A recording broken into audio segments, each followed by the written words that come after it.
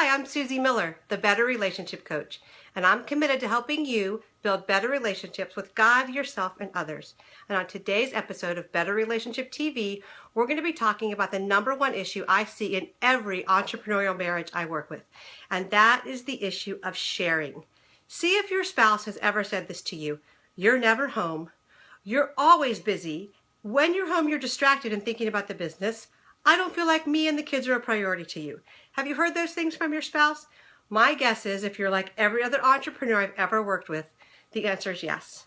And so what are you to do? How do you navigate the reality that you're always divided? That as an entrepreneur, you are on 24/7, 365 days a year. You're never off. Even if you're working from home, your home office is always there. And even if you shut down your computer and shut the door to your office and go hang out with your family, let's say you're watching a sitcom and suddenly this idea from the TV flashes, or scene from the TV stirs an idea in your mind and you're off planning your next big venture. You're off figuring out how to increase profits or cut your costs, and your wife may look at you and go, "What'd you think of that scene?" Or "Did you agree with how they handled that?" And you're like this and you have no idea what to say because you weren't paying attention. You really were thinking about your business. And that's a great example of how an entrepreneurial brain is always on. There is a business buzz that goes on in our brains that we just can't turn off. Now, I've been married to an entrepreneur for 32 years. For the last 20 years, I've been an entrepreneur myself, and I worked with countless of entrepreneurial couples. So I feel a little bit experienced, or a lot experienced, to help talk about this. One of the things I have learned is to stop trying to turn it off. Why don't we talk about turning it down? What if you looked at your spouse and said, "You know what, you're right. I was distracted. I'm sorry."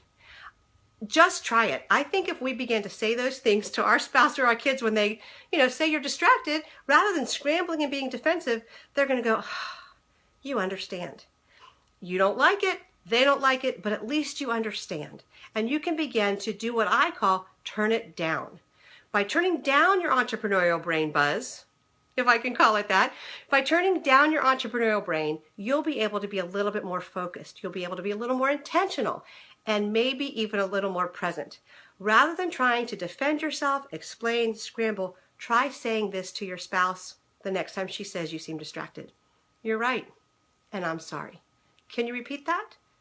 Now, just those 3 little sentences could turn a whole discussion around. You don't have to focus on the fact that she said, "You're always distracted." You can focus on the fact that she said, "You're always distracted," and acknowledge and validate her feelings. She just wants to be heard. She just wants to know that you know how hard it is to share her with the business. A lot of wives I work with call their husband's business the mistress they said yes to. How can she be mad at the very thing that's providing for her family, at your dream, at the things that are bringing you success and happiness? But at the same time, she's always sharing you with another love. So begin to validate that. Begin to say, "You know what, you're right. My mind is distracted. I have to work harder on turning it down." Or, "I'm sorry." Any of those things will help your relationship move forward because she will feel seen and heard. And honestly, that's what women want. They want to know that you're going to hear what we're saying. I can say this both as an entrepreneurial spouse and as the entrepreneur whose husband said, "Are you done? You're always working. Why can't we just go hang out?" And so I've been on both sides of that coin, of that argument. And I want to tell you just the 3 sentences. "You're right. I'm sorry. Can you repeat that again?" Or, "I'm going to try harder. I'm going to turn it down." And then you might even say, "Here's how you can help me." Try it. See if it works. Engage with your spouse by acknowledging what she's feeling. Naming it and being involved with her will go miles for helping your relationship, far further than being defensive or trying to explain or scramble. So that's my tip for today in the Better Relationship TV episode, and I would love to hear if you try it, how it works. You can hit me up on susiemiller.com and let me know. For right now, that's all I'm going to tell you about the better relationships with your entrepreneurial spouse. See you next time on Better Relationship TV.